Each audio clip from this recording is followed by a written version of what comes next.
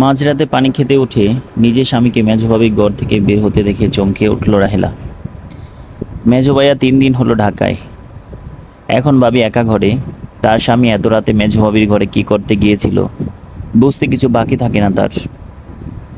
ওই ঘরের দিকে স্বামীকে আসতে দেখেই দরজা ভিজিয়ে দিয়ে বিছানায় উঠে ঘুমানোর অভিনয় করলো রাহেলা। তার স্বামী দরজা ঠেলে সমপনে হেঁটে এসে বিছানায় তার পাশে শুয়ে পড়ল। রাহেলা এই বাড়িরই মেয়ে, তার স্বামী ঘর জামাই। রাহেলা জানে কোনো রকম কুৎসা রটালেই তাকে সহ তার স্বামীকে এই বাড়ি থেকে বের করে দিবে তার ভাইয়েরা। তাই এই ব্যাপারে আর কোনো কথা বলে না রাহেলা। পরের দিন সারাদিন মুখ কালো করে রাখলেও তার স্বামী আমজাদকে এই বিষয়ে কিছুই জিজ্ঞেস করলো না সে। তারপর রাতে রাহেলা কিছুতেই হতে হয় না। তার বিশ্বাস তার মেজো ভাই যতদিন শহরে আছে প্রতি রাতেই বোধহয় তার স্বামী মেজো ভাবির ঘরে গেছে। তার বিশ্বাসকে সত্যি প্রমাণিত করতেই যেন ধীরে ধীরে আমজাদ রাহেলার পাশ থেকে গড়িয়ে মেঝেতে নামলো। তারপর পা টিপে টিপে ঘরের দরজা খুলে বাইরে চলে গেল। রাত এখন কয়টা হবে? 1টা বা 2টা। আমজাদের কোনো কাজ জোগাড় না করতে পারায় ভাইদের উপর নির্ভর করে বেঁচে আছে তারা দুজন। রাহেলা আমজাদেরই অর্থে উপার্জনের অক্ষমতাটাই পুষিয়ে দেয় সারাদিন গাধার মতো বাড়ির কাজ করে। সারাদিন কাজ করা শরীর এত ক্লান্ত হয়ে যায় যে সারা রাত মাথার মরার মতো ঘুমায় রাহেলা। কয়েকবার আমজাদ লাথি মেরেও রাহেলার ঘুম ভাঙতে পারেনি। তাই রাতে যে রাহেলা জেগে থাকতে পারে না এমন কোনো ভয়ই ছিল না তার। তা না হলে স্ত্রীকে বিছানায় রেখে কোন পুরুষের পক্ষে পরনারীর সঙ্গে গভীর রাতে ঘন্টা কাটিয়ে আসা সম্ভব না। আমজাদ চলে যেতেই বালিশে মুখ গুজে ফুঁপিয়ে কেঁদে ওঠে রাহেলা। সে তার স্বামীকে কত ভালোবাসে। সে কিনা সারা রাত তাকে এতটুকু আরামে রাখার জন্য, বড় ভাইদের কটু কথা থেকে বাঁচানোর জন্য, আর সেই নাকি এমন বিশ্বাসঘাতকতা করলো তার সাথে। আর মেজো ভাবি যে এমন কিছুর সঙ্গে যুক্ত থাকতে পারে তা তার চিন্তার বাহিরে ছিল। পরের 2 রাত অনেক চেষ্টা করেও জেগে থাকতে পারল না রাহেলা। সারাদিন কাজের ধকলে এত ক্লান্ত থাকতো যে মাঝরাত পর্যন্ত বিছানায় শুয়ে জেগে থাকা তার পক্ষে অসম্ভব ছিল। তারপর যখন মেজো ভাই চলে এলো তখন থেকে রাহেলা কিছুটা নিশ্চিন্ত হলো। তারপরও কয়েকদিন পরে এক রাতে গভীর ঘুমিয়ে রয়েছে রাহেলা। অনেক ধাক্কাধাক্কি করে তাকে উঠালো তার স্বামী আমজাদ। ঘুম জাগানো ক্লান্ত কণ্ঠে রাহেলা বলল, কি হয়েছে? এত রাইতে ডাকেন কেন? লাইটটা একটু জ্বালাও তো রাহু।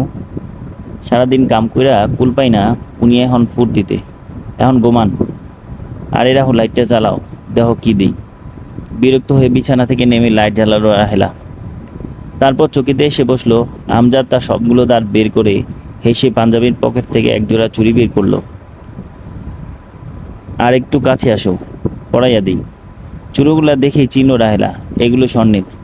আর এর মালিক যে মেজভাবি তাছাড়া আর কেউ না, তাও সে ভালো করে জানে। সে ভয়ে ফিস ফিস করে বলল, এগুলো তো মেজভাবি, তুমি পাইলা কই? আরে ভয় পাও না, চুরি করি নাই, মেজভাবি আমারে দিছে। বলো কি? সে কেন দিবে? তোমার একটা কথা কই। কই? কাউরে এতদিন কইতে পারি নাই শরমে। ভাবছিলাম তুমি আমার ভুল বুঝবা, কিন্তু তোমারে আমি কিন্তু গোপন করি। বলো। ভুল বুঝো না বউ। মেজো ভাই একবার ঢাকা যাওয়ার পর কয় রাত আমি মেজো ভাবির ঘরে গেছিলাম। এবার রাহেলার বুকটা কেঁপে উঠল। এটা তো সেও জানে। স্বামীর চরিত্র নিয়ে প্রশ্ন তোলার সুযোগ পেয়েও সে এড়িয়ে গেছে। কিন্তু এমন কথা নিজ থেকে আমজাদ কেন বলছে? কেন তাকে লজ্জা দিচ্ছে? আমজাদ আবার বলল, মেজো ভাই ঢাকা যাওয়ার পর মেজো ভাবির কয় রাত জ্বর হয়েছিল, কিন্তু তার সেবা করার মতো কেউ ছিল না। তাই ভাবি কইল, দেখো আমজাদ, তোরে আমি ভাইয়ের মতো দেখি। আমার সারাদিন ভালো লাগে, খালি একটু দুর্বলতা থাকে, কিন্তু রাত হইলেই জ্বর বাড়ে। তুই কি রাইতে এসে আমার মাথায় একটু পানি ঢালতে পারবি? রাহেলা অবাক হয়ে বলল, আমারে কইতে পারতো, ছোট ভাবি বড় ভাবি আছে, তোমারে কইল কেন? আমারে সারাদিন জ্বরের কথা একবারও তো কইল না। আমজাদ মুখটা মলিন করে বলল, দেখলা, সব আমার কপালের দোষ। আমি জানতাম তুমি আমারে সন্দেহ করবা। আমি কি আর মানুষের বিশ্বাস করার যোগ্য, পাওয়ার যোগ্য? রাহেলা এবার কাঁদো কাঁদো হয়ে বলল, না গো, আমি এটা বলি নাই। আমি তোমারে বিশ্বাস করুম না তো কাডে করুম? তুমি ছাড়া আমার কেডা আছে? তুমি আমারে ঠকাইবা ফেরেস্তা আইসা কইল বিশ্বাস করুম না। এই না হইলে আমার বউ, শোনো, ভাবিরে কইলাম রাহেলারে পাঠাইয়া দিবনে। ভাবি কইল, আহা, বেচারি সারাটা দিন সংসারের লাইগা কাজ কইরা সারাদিন মরতাছে, তারে আবার রাইতে ত্যক্ত করা কেন? রাহেলা জানে যে আমি তোমার ভাই মানি, তুমি আইসো। রাহেলা কিছুই মনে করে না, জানলো না, ওর মন এত নষ্ট না। তবুও আমি তোমারে কিছু কই নাই ডরে। তাছাড়া বুঝই তো পারো, পরের বাড়িতে থাকি, বেশি তর্ক মানে না। কিন্তু তোমারে কইতে লজ্জা লাগলো বইলা চুপি চুপি ভাবির ঘরে 3 রাত গেছিলাম। পানি না দিলে তখন জ্বর ছাড়তো। রাহেলার চোখ ভিজে ওঠে। আহা, তার এই স্বামী তার ভাবিকে নাকি সে ভুল বুঝেছে। কি নোংরা চিন্তাই না করেছে সে রাতে তার স্বামীকে ভাবির ঘর থেকে বের হতে দেখে। লজ্জায় মরে যেতে ইচ্ছা করছে রাহেলার।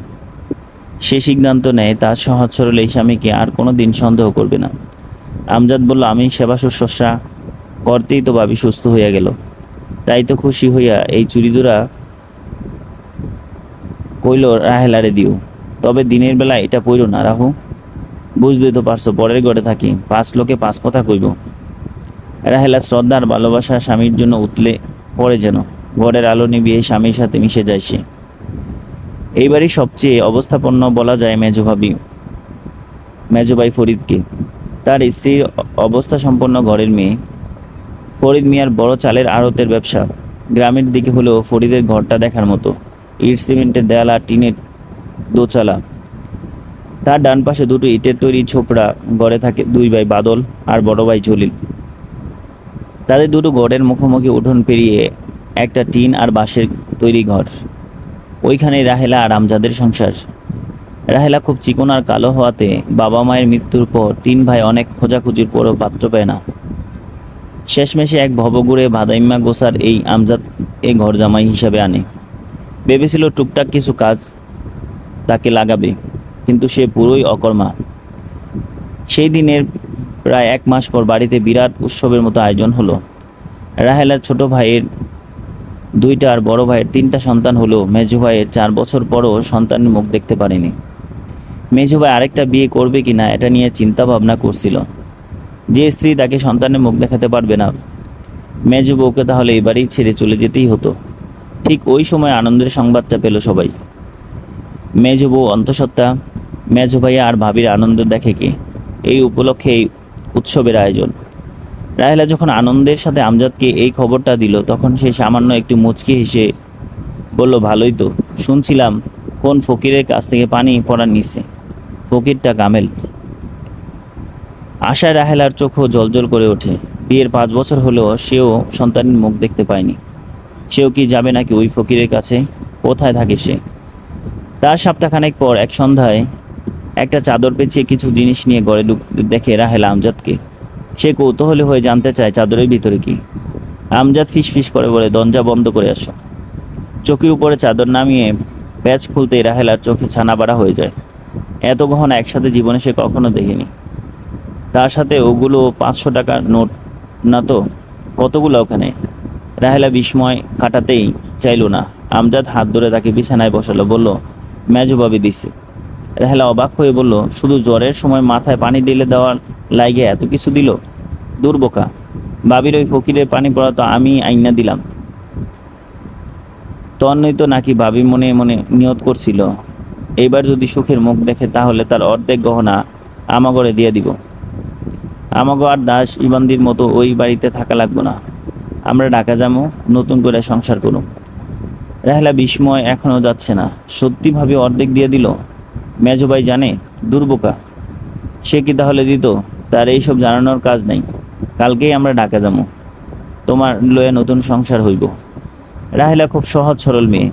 জটিলতার সাথে তার সম্পর্ক নেই, জানাশোনা নেই। মেজো ভাইয়ের অনুপস্থিতিতে তার স্বামী মেজো ভাবির ঘরে যাওয়া, সামান্য এই কারণে ভাবির এত গহনা দেওয়া, তারপরেই তার অন্তঃসত্ত্বা হওয়া, এই বাড়ি থেকে তার দূরের চলে যাওয়া, এইসবের মাঝে সে জটিলতা কিছু থাকতে পারে তা চিন্তা শক্তির বাইরে।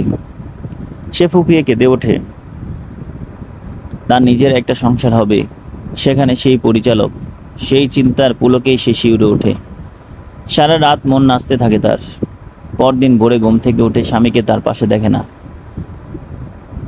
না দেখে চমকায় না। বাবে গেছে কোথাও আশপাশে। ঘরের আলনার নিজের জামা কাপড়, সব গহনা, সারা রাত ধরে নতুন সংসারের চিন্তায় ডুবে থাকা রেহেনার স্বপ্নকে সাথে করে নিয়ে রাতেই আমজাদ এই গ্রাম, জেলা আর তার থেকে অনেক দূরে চলে গেছে। তা বুঝতেই তার দিন গড়িয়ে সন্ধ্যা হয়ে যায়। তখন পাথরের মূর্তির মতো এই দরিদ্র ঘরের চকিতে বসে থাকা ছাড়া আর কিছুই থাকে না রাহেলার। এভাবে হাজারো রাহেলার জীবনের স্বপ্ন ভঙ্গ করে অনেক বিশ্বাসঘাতক, যা বাঙালি অবলা নারীদের জীবনের এক করুণ মুহূর্তে ডেকে নিয়ে আসে। আজকের গল্পটা যদি ভালো লেগে থাকে তাহলে চ্যানেলটিকে অবশ্যই সাবস্ক্রাইব করে দিবেন আর লাইক এবং কমেন্ট দিতে ভুলবেন না। সকলে ভালো থাকবেন। ধন্যবাদ।